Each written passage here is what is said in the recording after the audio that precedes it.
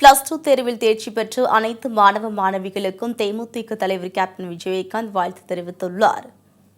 மாணவ மாணவிகளின் வெற்றிக்கு உதவிய ஆசிரியர்களுக்கும் உறுதுணையாக இருந்த பெற்றோருக்கும் தமது வாழ்த்துக்களையும் பாராட்டுக்களையும் அவர் கூறியிருக்கிறார். அரசு பல பள்ளிகளில் பயின்ற மாணவர்கள் 100% தேர்ச்சியடைந்திருப்பது மிகுந்த மகிழ்ச்சி அளிப்பதாக குறிப்பிட்டுள்ள கேப்டன், மாணவர்களின் கடின உழைப்பே இந்த தேர்ச்சி சதவீதத்திற்கு காரணம் என்று மகிழ்ச்சி தெரிவித்திருக்கிறார். மேலும் மாணவர்களின் கனவுகளும் லட்சியங்களும் நிறைவேற வாழ்த்துக்கள் என தமது ட்விட்டர் பக்கத்தில் தேமுதிக தலைவர் கேப்டன் விஜயகாந்த் வாழ்த்து தெரிவித்துள்ளார். தமிழகத்தில் நடைபெற்ற +2 பொதுத் தேர்வில் 91.3% பேர் தேர்ச்சி பெற்றுள்ளனர். தமிழகத்தில் 12ஆம் வகுப்பு பொதுத் தேர்வை 8,61,107 பேர் எழுதியிருந்தனர். இந்த தேர்வுக்கான முடிவுகள் இன்று வெளியானது. தமிழகத்தில் 91.3% மாணவ மாணவிகள் தேர்ச்சி பெற்றுள்ளனர். மாணவர்களின் 93.64% பேரும் மாணவர்களில் 88.57 பேரும் தேர்ச்சியடைந்துள்ளனர். மாணவர்களை விட மாணவிகள் 5.7% அதிகம் தேர்ச்சியடைந்துள்ளனர். 2697 மாற்றுத்திறனாளி மாணவர்கள் தேர்வு எழுதிய நிலையில் அவர்களில் 2404 பேர் தேர்ச்சி பெற்றுள்ளனர். இதேபோல் சிறைவாசிகள் 45 பேர் தேர்வு எழுதிய நிலையில் 34 பேர் தேர்ச்சியடைந்துள்ளனர். திருப்பூர் மாவட்டம் 95.37% பெற்று மாநில அளவில் முதலிடம் பிடித்து சாதனை படைத்துள்ளது. மொத்தம் 24,835 மாணவர்கள் தேர்வு எழுதிய நிலையில் 23,686 பேர் தேர்ச்சி பெற்றுள்ளதாக அம்மாவட்ட ஆட்சியர் பழனிசாமி தெரிவித்துள்ளார். திருப்பூர் மாவட்டம் 12ஆம் வகுப்பு தேர்ச்சி விகிதத்தில் மாநில அளவில் முதன்மை மாவட்டமாக வந்திருக்கின்ற வகையில் உங்களுக்கு மகிழ்ச்சியோடு தெரிவித்துக் கொள்கின்றேன். நம்ம மாவட்டத்தில் மொத்தம் அந்த தேர்வு எழுதியவர்கள் 24,835 பேர். அதில் தேர்ச்சி பெற்றவர்கள் 23,686 பேர். தேர்ச்சி விகிதம் 95.37%. கடந்த காலங்களில் பார்க்கின்ற பொழுது நம்முடைய திருப்பூர் மாவட்டத்தில் தேர்ச்சி விகிதம் ஒவ்வொரு ஆண்டும் மிகச் சிறப்பாக முன்னேறி வந்து இன்று முதல் நிலையை அடைந்திருக்கின்றோம். கடந்த ஆண்டு 11வது இடத்தில் இருந்த கன்னியாகுமரி மாவட்டம் இந்த ஆண்டு 94.81% பெற்று 6வது இடத்தை பிடித்துள்ளது. மேலும் அரசு பள்ளிகளில் 62.64 தேர்ச்சி பெற்று முதலிடம் பிடித்துள்ளதாக மாவட்ட முதன்மை கல்வி அலுவலர் செந்தில்வேல் தெரிவித்துள்ளார். கன்னியாகுமரி மாவட்டத்தில் ஸ்டேட் லெவலில் 6th ரேங்க் வந்திருக்கு. இதே கடந்த ஆண்டில் 17-18 11வது நிலையில் இருந்திருக்கு. 11லேருந்து 6க்கு வந்திருக்கு. இப்போ நம்ம மொத்தத்தில் நம்ம கன்னியாகுமரி மாவட்டத்தில் தேர்வு எழுதுனவங்க 23,559, தேர்ச்சி பெற்றவங்க 22,337, 94.81% கன்னியாகுமரி மாவட்டம். மாவட்ட அளவில் 85.47 தேர்ச்சி பெற்று வேலூர் மாவட்டம் கடைசி இடத்தை பிடித்துள்ளது. திருவள்ளூர் 89.49% சென்னை 92.96% தேர்ச்சி பெற்றுள்ளனர். +2 தேர்வில் காஞ்சிபுரம் மாவட்டத்தின் மொத்த தேர்ச்சி சதவிகிதம் 89.90% என்றும் இது கடந்த ஆண்டை விட 2.69% கூடுதலாக உள்ளது என்றும் அம்மாவட்ட ஆட்சியர் தெரிவித்தார். பள்ளி மாணாக்கரை பதிவு செய்து தேர்வு எழுதியவர்கள் எண்ணிக்கை 46,241. இதில் தேர்ச்சி சதவீதம் 80.90%. இது கடந்த ஆண்டை விட ஏறக்குறைய 2.69% அதிகம். இதில் மாணவர்களின் தேர்ச்சி சதவீதம் 93.04. மாணவர்களின் தேர்ச்சி சதவீதம் 86.19. மாணவர்களின் தேர்ச்சி சதவீதம் ஏறக்குறைய 4% மேலே கூடியிருக்கு. மாணவியரின் தேர்ச்சி சதவீதம் 2% கூடியிருக்கு. புதுச்சேரியில் மாணவர்கள் 82.20%, மாணவிகள் 92.84% தேர்ச்சி பெற்றுள்ளனர். மொத்தம் 91.22% தேர்ச்சி பெறப்பட்டுள்ளது. காரைக்காலில் மாணவர்கள் 72.24%, மாணவிகள் 93.11% இடம்பெற்றுள்ளனர். மொத்தம் 84.87% பேர் தேர்ச்சி அடைந்துள்ளனர்.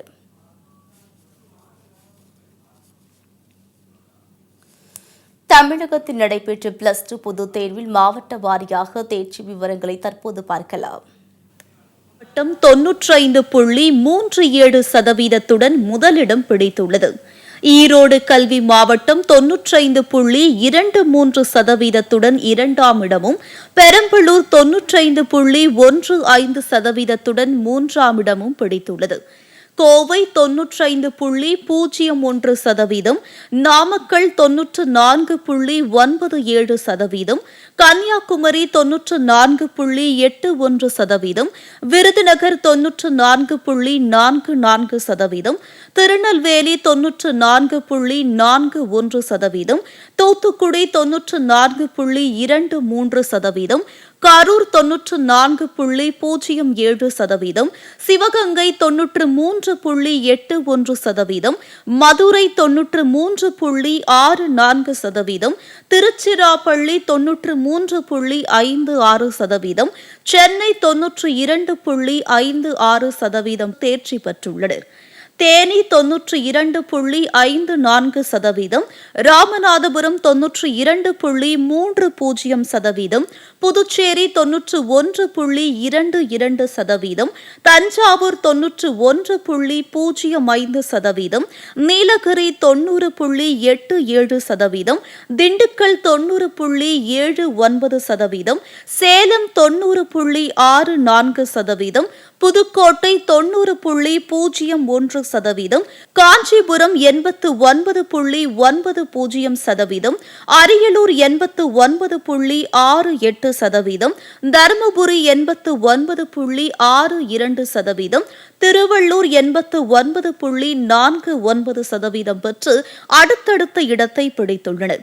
கடலூர் 88.45%, திருவண்ணாமலை 88.03%, நாகப்பட்டினம் 87.45%, கிருஷ்ணகிரி 86.79%, திருவாரூர் 86.52%, விழுப்புரம் 85.85% மற்றும் வேலூர் 85.47% பெற்று கடைசி இடத்தை பிடித்துள்ளனர். தமிழகத்தில் மக்களவைத் தேர்தலில் 71.87% வாக்குகளும், 18 தொகுதி இடைத்தேர்தலில் 75.57% வாக்குகளும் பதிவாகியுள்ளதாக தலைமை தேர்தல் அதிகாரி சத்யபிரதா சாஹூ தெரிவித்துள்ளார்.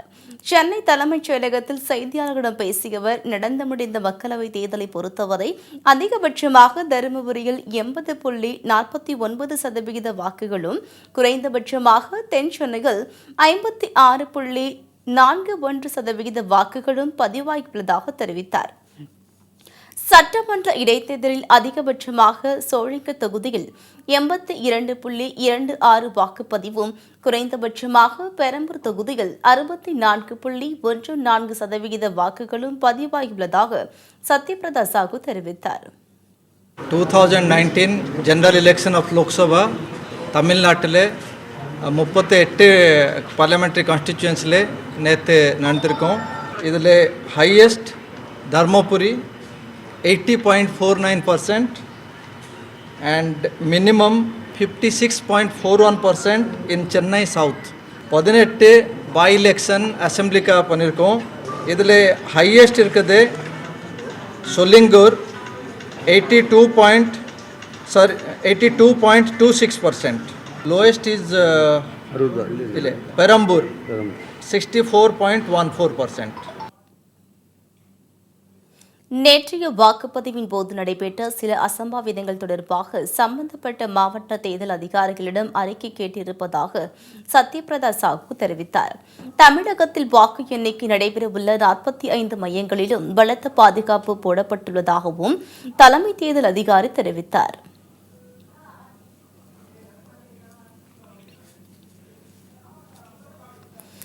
தமிழகம் புதுச்சேரியில் 39 மக்களவைத் தொகுதிகளிலும் அதிமுக கூட்டணி கட்சி வேட்பாளர்களுக்கு வெற்றி வாய்ப்பு பிரகாசமாக இருப்பதாக முதலமைச்சர் எடப்பாடி பழனிசாமி தெரிவித்துள்ளார். சேலம் விமான நிலையத்தில் செய்தியாளர்களிடம் பேசிய அவர் 18 தொகுதி இடைத்தேர்தலிலும் அதிமுக வேட்பாளர்கள் வெற்றி பெறுவார்கள் என்று தெரிவித்தார். 4 தொகுதி இடைத்தேர்தலுக்கான அதிமுக வேட்பாளர்கள் விரைவில் அறிவிக்கப்படுவார்கள் என்று குறிப்பிட்ட அவர் வரும் தேர்தலிலும் இதே கூட்டணி தொடர முழு வாய்ப்பு இருப்பதாக தெரிவித்தார். 39லையும் பாண்டிச்சேரி உட்பட 39லையும் அனைத்து இந்திய அண்ணா திராவிட முன்னேற்றங்களும் எங்களுடைய கூட்டணி கட்சி சேர்ந்தவர்கள் அனைவரும் வெற்றி பெறுவோம். அதேபோல் சட்டமன்ற இடைத்தேர்தல் 18 அனைத்து இந்திய அண்ணா திராவிட முன்னேற்றங்கள் அத்தனை பேரும் வெற்றி பெறுவாங்க.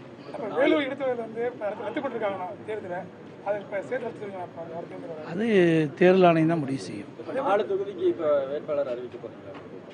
அறிவிச்சு தானே ஆகணும். தேர்தல் அறிவிச்சிட்டாங்களே, இனிமேல் அப்படி இன்னைக்குன்னு இல்லை, விரைவாக தேர்தல் 4 தொகுதிக்கும் இடைத்தேர்தல் வேட்பாளர்கள் அனைத்து இந்திய அண்ணா திராவிட முன்னேற்ற கழகத்தின் சார்பாக அறிவிக்கப்படும். அருமையான வாக்கு சதவீதம் நிறைய போன தடவை இந்த தடவை நமக்கு போன தடவை 77% சேலம் பாராளுமன்றதாச்சு. இப்போ 77.40 இருக்குது. கூடுதலான வாக்கு சதவீதம் நமக்கு கிடைச்சிருக்குது. இன்றைக்கு இதே புரட்சி தலைவி அம்மாவுடைய அரசு சிறப்பான முறையில் பணியாற்றிய காரணத்தினால கூடுதலான வாக்காளர் மக்கள் அளித்திருக்கிறாங்க. தொடர்றதுக்கு முழு வாய்ப்பு இருக்குது. போதிய பேருந்துகள் இயக்கப்படவில்லை என்ற குற்றச்சாட்டுக்கும் சோர்வை காற்றால் பயிர்கள் சேதமடைந்துள்ளது குறித்த கேள்விக்கும் தேர்தல் நடத்தை விதிகள் அமலில் இருப்பதால் அமைச்சர்கள் செயல்பட முடியாது என்றும் அதிகாரிகளை கொண்டே செயல்பட முடியும் என்றும் முதலமைச்சர் விளக்கம் அளித்தார். அதெல்லாம் இல்லை, இது தேர்தல் ஆணையத்துடைய சட்டத்திட்டப்படி தான் நடக்கணும். ஏற்கனவே என்னென்ன வழித்தடங்களில் போக்குவரத்து அது போயிட்டு இருக்கிறாங்க. கூடுதலான திடீர்னு செய்ய முடியாதுல்ல. இது தேர்தல் ஆணையத்தினுடைய கட்டுப்பாட்டில் வைக்கிறது.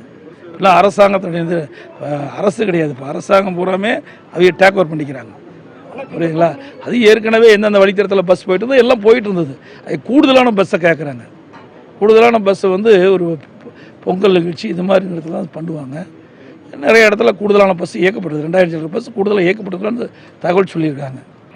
நேற்று தான் காற்றடிச்சிருக்குது, இனிமேல் தான் தெரியும் அது எந்தெந்த பக்கம் காற்று வீசியிருக்குது, எந்தெந்த பக்கம் மழை பெஞ்சிருக்குது, இதனால் எவ்வளோ பாதிப்பு இல்லானதுன்னு பிறகு தான் தெரியும். அது இப்போ கோட் ஆஃப் கான்டக்ட் இருக்கிறனால நாங்கள் எதுவுமே கலந்தவனால பேச முடியாது.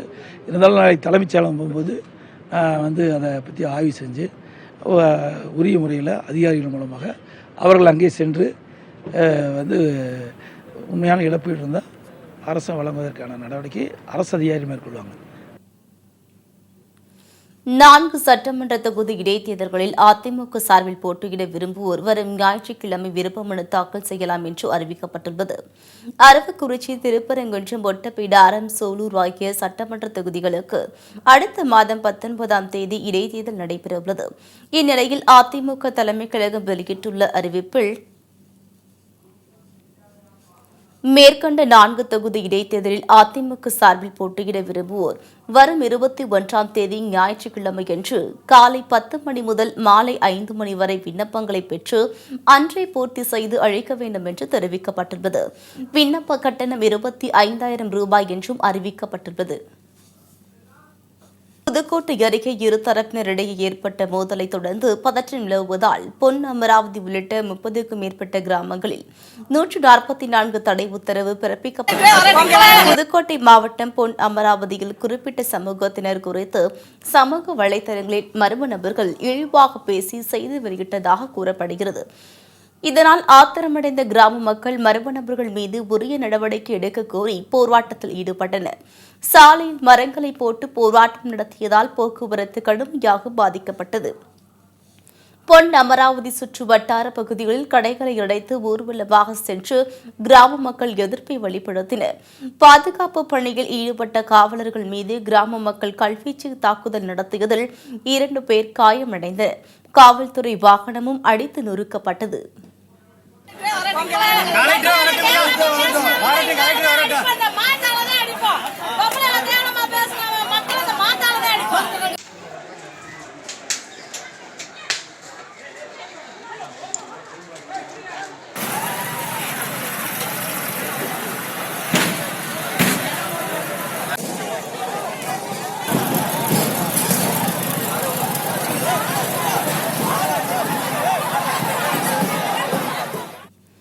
நிலைமையை கட்டுக்குள் கொண்டுவர டிஐஜி லலிதா உள்ளிட்ட காவல்துறை உயர் அதிகாரிகள் கிராம மக்களிடம் பேச்சுவார்த்தை நடத்தினர்.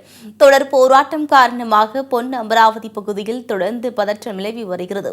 இதையடுத்து பொன் அமராவதி உள்ளிட்ட 30க்கும் மேற்பட்ட கிராமங்களில் 144 தடை உத்தரவு பிறப்பிக்கப்பட்டுள்ளது.